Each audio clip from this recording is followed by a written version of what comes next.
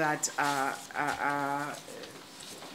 called quick impact initiatives. And it has been shown that it does help to combine school health, nutrition, and school feeding programs, and many countries are, in fact, adopting this approach. And the other, of course, is the fact that the idea of a homegrown school feeding programs where governments, communities manage their own school feeding and encourage farmers locally to grow the food and buy from those farmers and feed the children.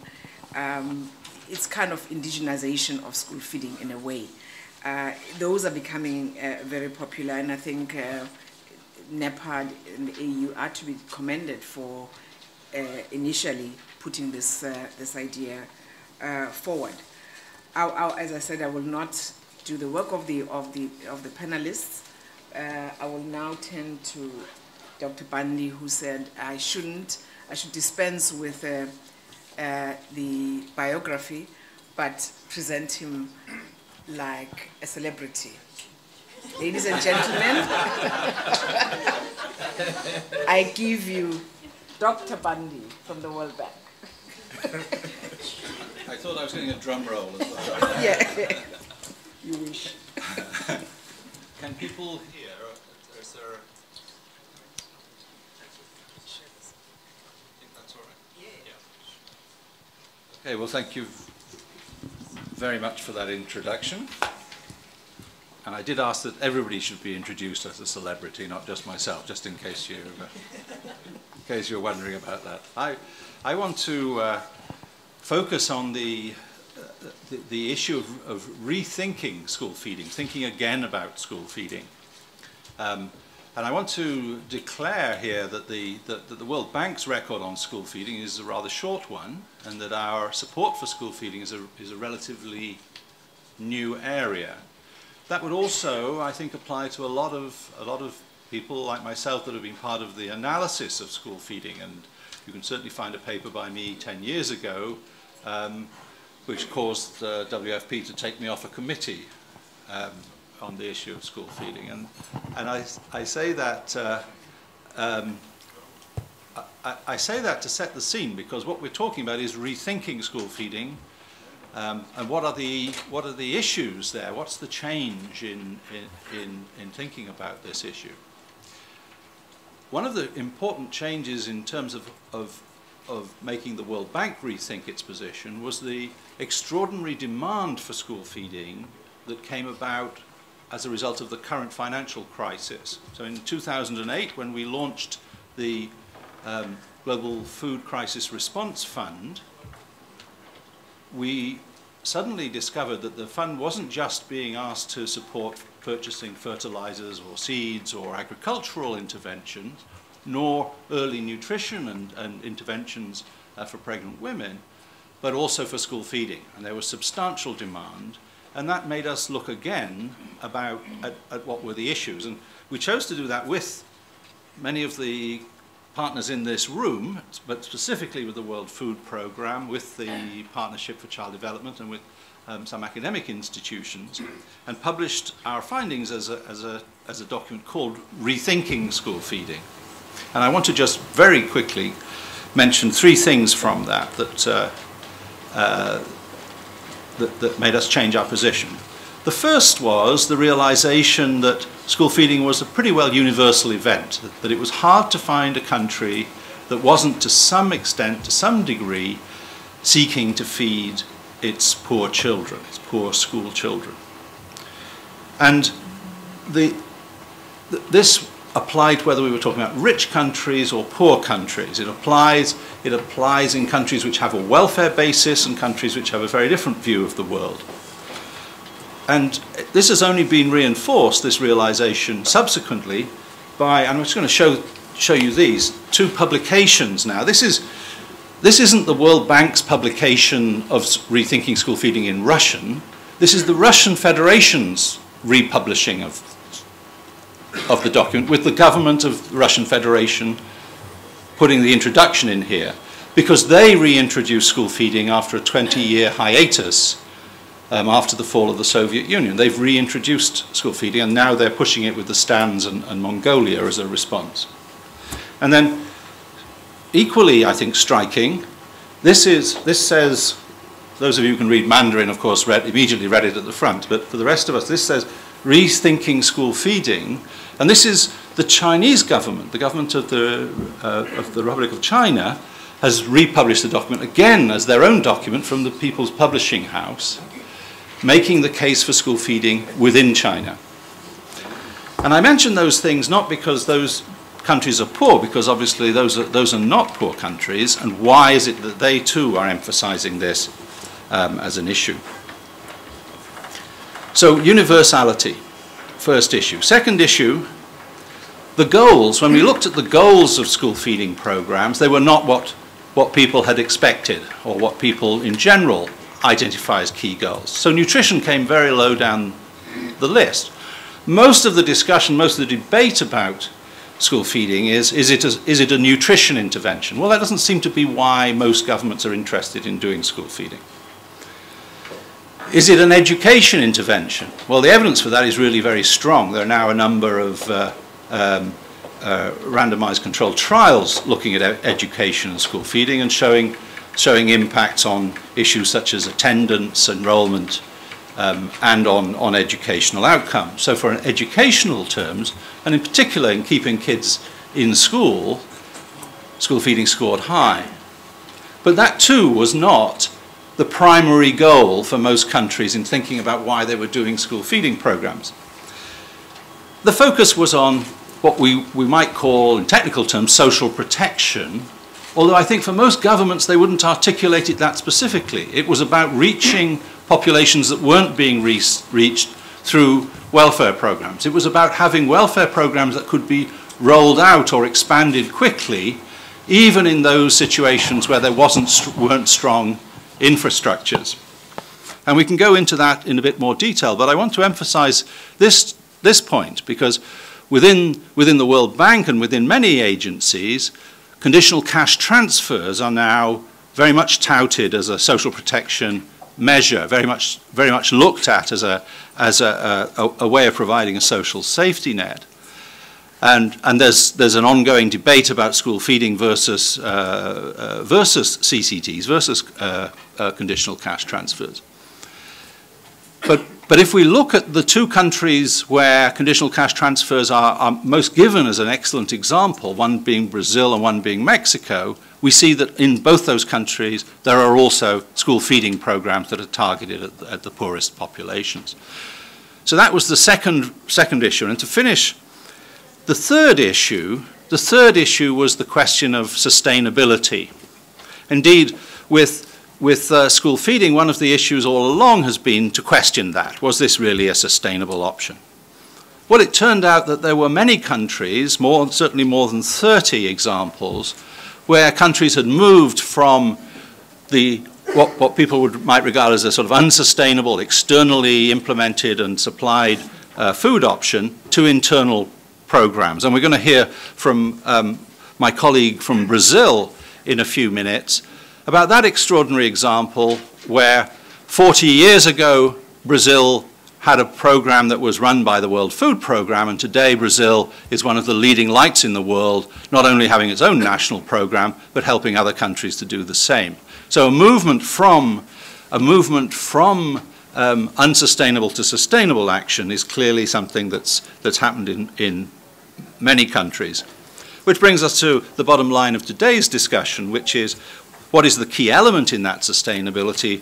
And one of the key elements is certainly local agricultural production. Whether that means food that's produced within the country, or whether it means in a much more precise way, food from smallholder farmers around the schools themselves, the so-called homegrown school feeding. Clearly there are many ways in which school feeding has been made sustainable in different countries.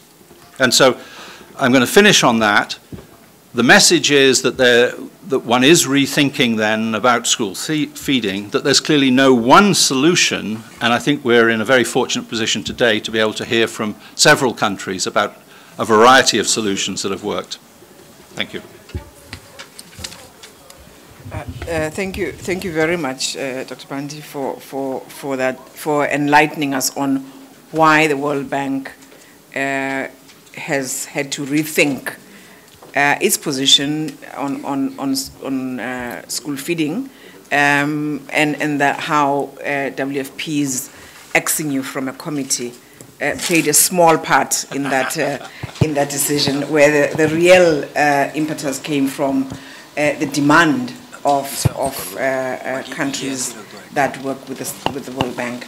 I'd like now to give the floor to Dr. Songa, who is the Permanent Secretary for Agriculture from Kenya, where Kenya is taking over and partnering also with WFP on school feeding. And he will share with us, well, maybe I'll let him speak to us also about the challenges that they face in trying to have an integrated approach to school feeding. Thank you very much, Madam Chair. Yeah, let me start by saying, ladies and gentlemen, that school feeding program has been in Kenya for quite some time now. And this started about 30 years ago when the government saw it necessary to see how to support the poor communities in the arid and semi-arid areas on ensuring that the community continue to go to school.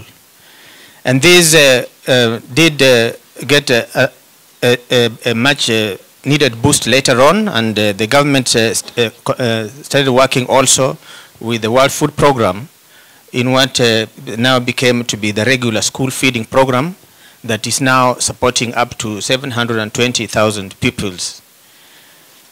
Ladies and gentlemen, this is the regular feeding program, and it does indeed sometimes get worse when we have a poor weather like we are having now. We're having a major drought, and now this requires much more support, and we do occasionally have the expanded school feeding program with, of course, good friends, the World Food Program, and as I speak now, we are supporting up to 1.3 million school-going children.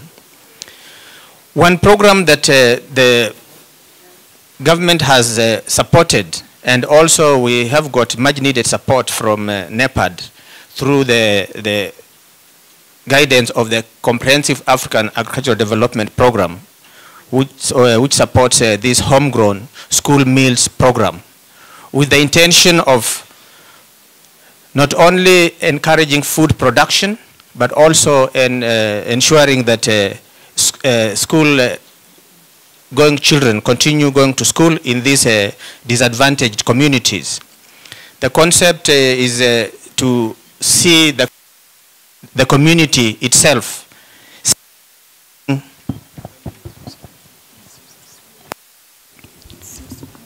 the idea is to see how the communities themselves get encouraged to produce food for themselves, and also create a market for the produce. And this started with the schools becoming the first market to get the food grown by the community, by the government providing grants directly to the schools, which are able then to buy this produce from the community. This is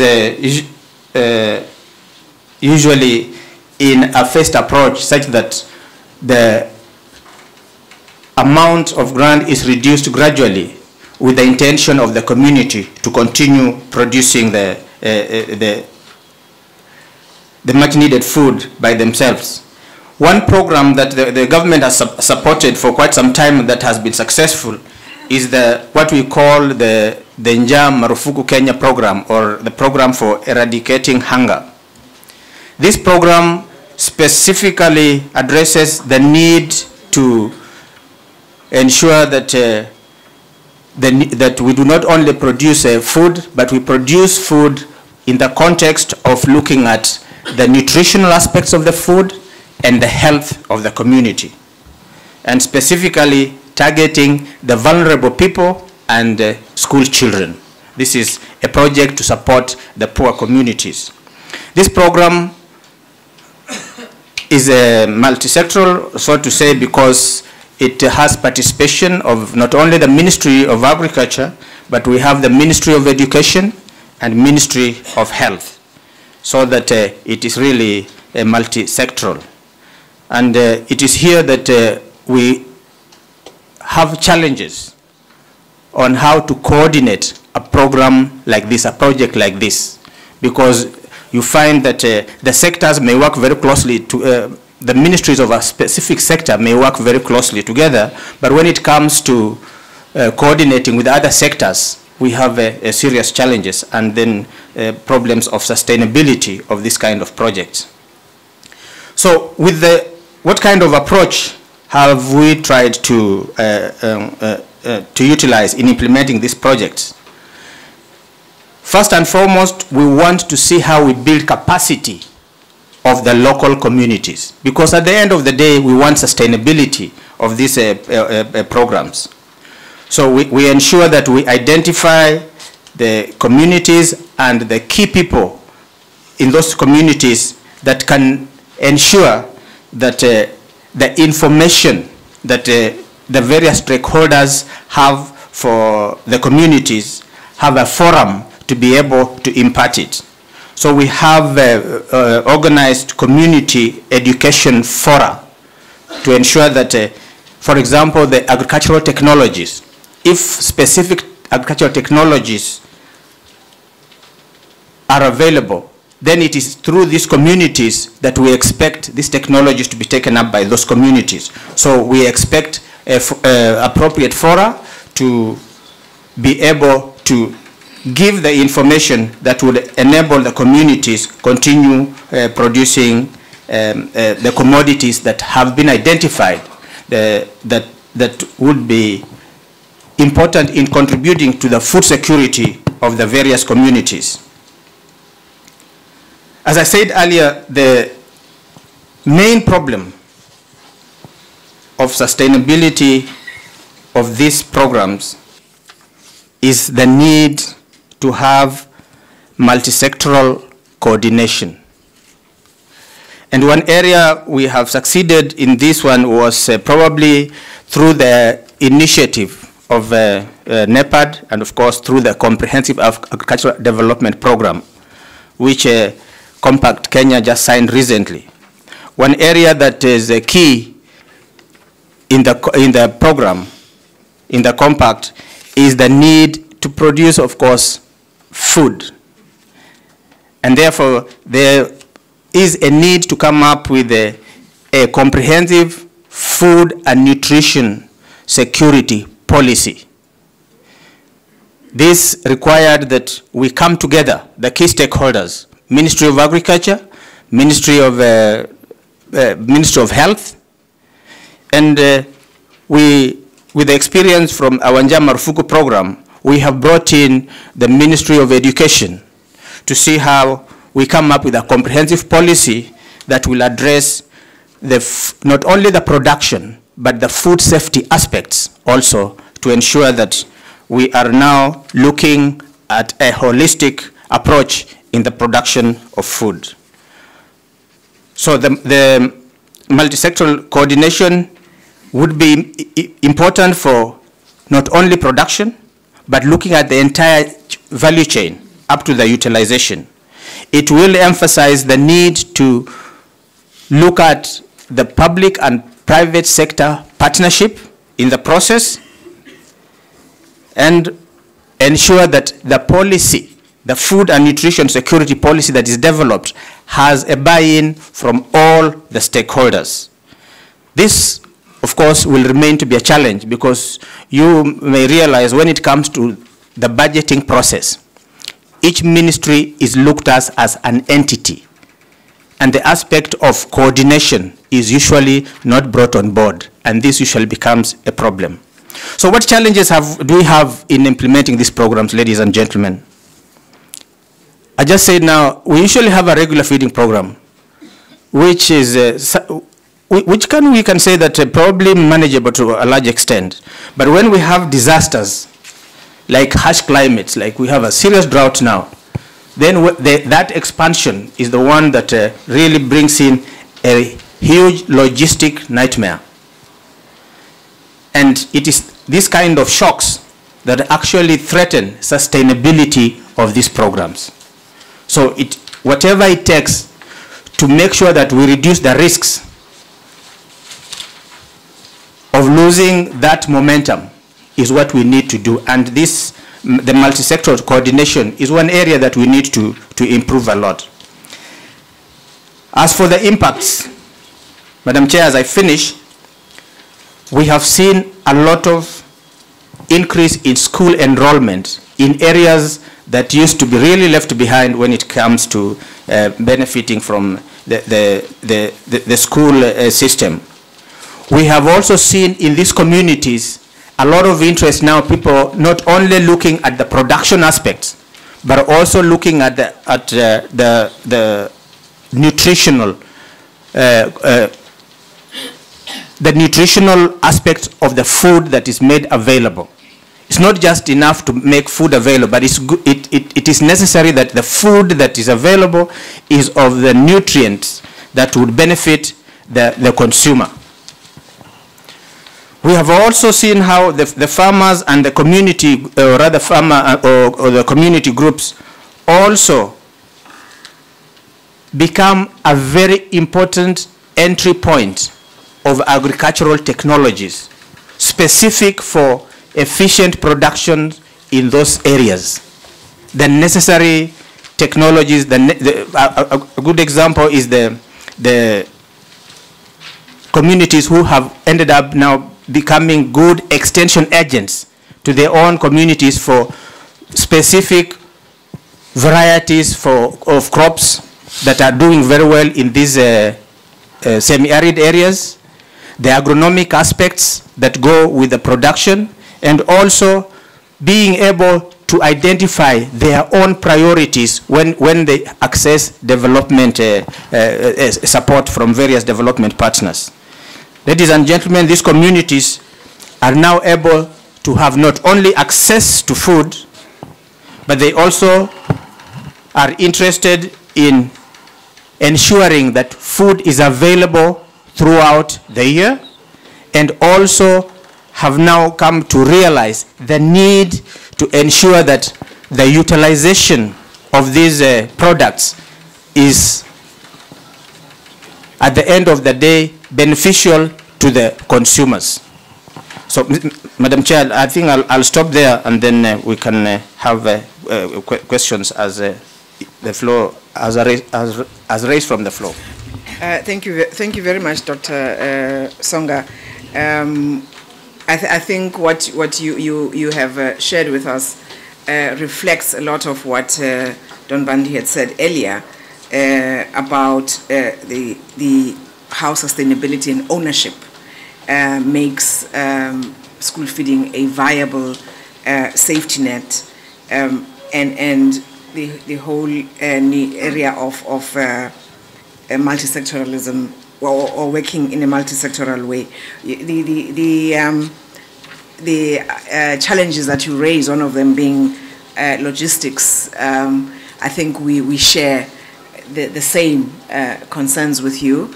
WFP has to deal with these logistical, as you call them, logistical nightmares regularly, and we can share also with you and others what we do. Alice is a country director for WFP in Mali, and she will bring us a perspective of a partner of government. You heard from a government official talking about how they are taking over and owning school feeding.